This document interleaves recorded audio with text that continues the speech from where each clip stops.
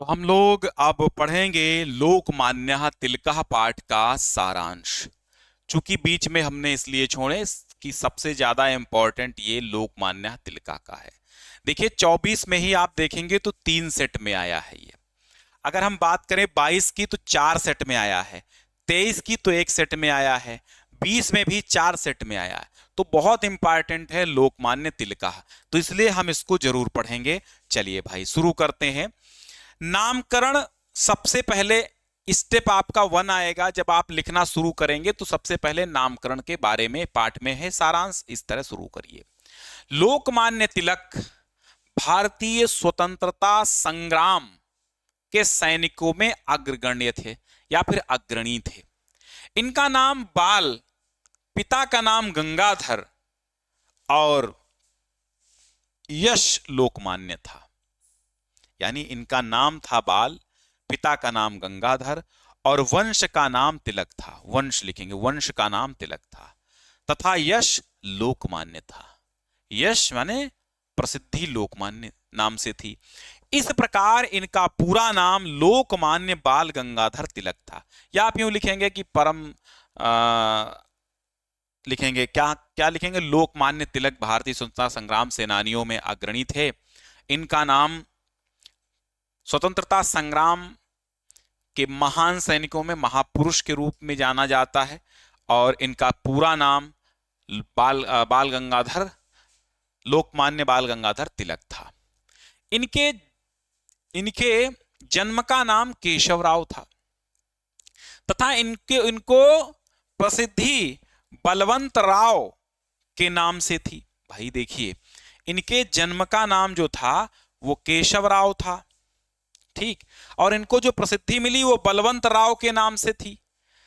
लेकिन पूरा नाम इनका बाद में लोकमान्य बाल गंगाधर तिलक पड़ गया था। जन्म और माता पिता और स्वभाव इनका क्या था? भाई तिलक जी का जन्म विक्रमी संवत 1913 में आषाढ़ मास की कृष्ण पक्ष की षष्ठी के दिन रत्नगिरी जिले के चिरबल नामक गांव में हुआ था। कहां हुआ था?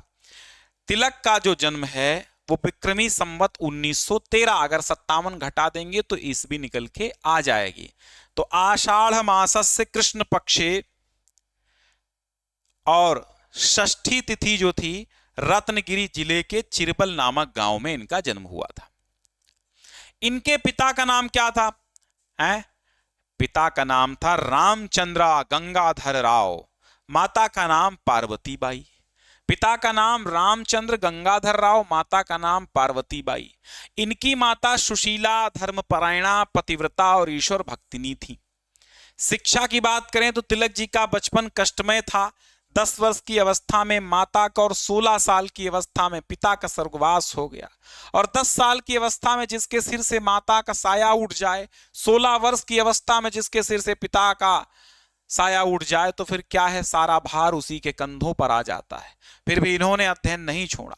बुद्धि के बड़े प्रखर बुद्धि के थे, तीक्ष्ण बुद्धि के थे, अपने कक्षा में सबसे आगे रहते थे।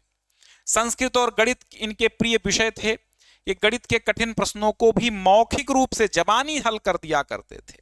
10 वर्ष की आयु में इन्होंने संस्कृत में श्लोक रचना सीख ली थी। और कॉलेज में पढ़ते समय ये दुर्बल शरीर थे, बड़े दुबले पतले थे। इन्होंने तैरने और नौका चलाने आदि के कार्य से अपना शरीर पुष्ट कर लिया। 20 वर्ष की आयु में बीए और 23 वर्ष की आयु में एलएलबी की परीक्षा उत्तीर्ण कर ली। भाई एलएलबी वकील साहब थे। स्वतंत्रता संग्राम के लिए प्रयासरत थे तिलक जी। तिलक ने ही स्वतंत्रता का पाठ पढ़ाया। स्वराज्य हमारा जन्म सिद्ध अधिकार है, ये उनका प्रिय नारा था। इन्होंने राजनीतिक जागरण के लिए केसरी नाम का मराठी में और मराठा नाम का अंग्रेजी में 2 पत्र प्रकाशित किए। इन पत्रों के माध्यम से इन्होंने अंग्रेजी शासन की सच्ची सा आलोचना, राष्ट्रीयता की शिक्षा, विदेशी वस्तुओं का बहिष्कार और स्वदेशी वस्तुओं के उपयोग के लिए भारतीयों को प्रेरित करने का कार्य किया। केसरी नाम के पत्र में प्रकाशित इनके तीखे लेखों के कारण इन्हें सरकार ने 18 माह के सश्रम कारावास का कठोर दंड दिया। सश्रम का मतलब मेहनत करके कारावास में रहना, वहां श्रम करना पड़ता था। इस दंड के विरोध में भारत में जगह जगह पर सभाएं हुई और आंदोलन भी हुए। सम्मानित लोगों ने सरकार से प्रार्थना की, परंतु कोई परिणाम नहीं निकला। इस सन 1908 में सरकार ने राजद्रोह के अपराध में 6 वर्ष के लिए मांडले जेल भी भेज दिया था। वहां इन्होंने बहुत कष्ट सहे। रचनाओं की बात करें तो मांडले जेल में रहकर इन्होंने गीता पर गीता रहस्य नामक भाष्य लिखा। इनकी अन्य रचनाएं वेदों का काल निर्णय, आर्यों का मूल निवास स्थान है। जेल से छूटकर ये पुनः देश सेवा के कार्य में संलग्न हो गए। क्या हुआ? और राष्ट्र के लिए अनेक कष्टों को सहन करते हुए बाल गंगाधर तिलक जी का सन विक्रमी संवत 1977 में स्वर्गवास हो गया। इन्होंने भारत के उद्धार के लिए जो कार्य किए, जो महानता के कार्य किए, वो भारत के इतिहास में स्वर्णिम अक्षरों से लिखे जाएंगे। ठीक है, तो ये था बाल गंगाधर तिलक पाठ का सारांश। छोटा सा है, इसको भी पढ़ लीजिए। तो हमने कंप्लीटली 7 सारांश पढ़ा दिए हैं जो बहुत इंपॉर्टेंट थे।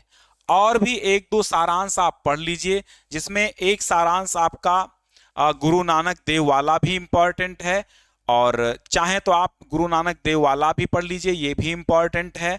और इसके बाद जो है गुरु नानक देव के साथ साथ जीवनम निहिते वनम ये भी पढ़ लीजिए, विशेष नहीं आया है। बाकी गुरु नानक वाला एक बार और पढ़ लीजिएगा, हम अब नहीं पढ़ाएंगे क्योंकि हमने 7 पढ़ा दिए, इंपॉर्टेंट जितने थे हमने पढ़ा दिए। ठीक है, और ज्यादा पढ़ने से कोई मतलब नहीं, क्योंकि एग्जाम सिर पर है, बहुत ज्यादा नहीं पढ़ना है।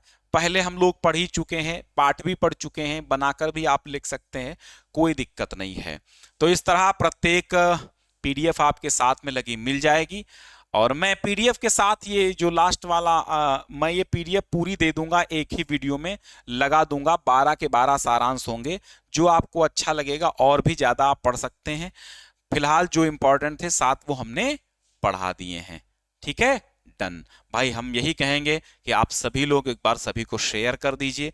जिन बच्चों ने अभी ऐप पर कोर्स नहीं लिया है वो ले सकते हैं, क्योंकि इस बार संस्कृत ऐप पर ही चल रही है, ये आप भी जानते हैं।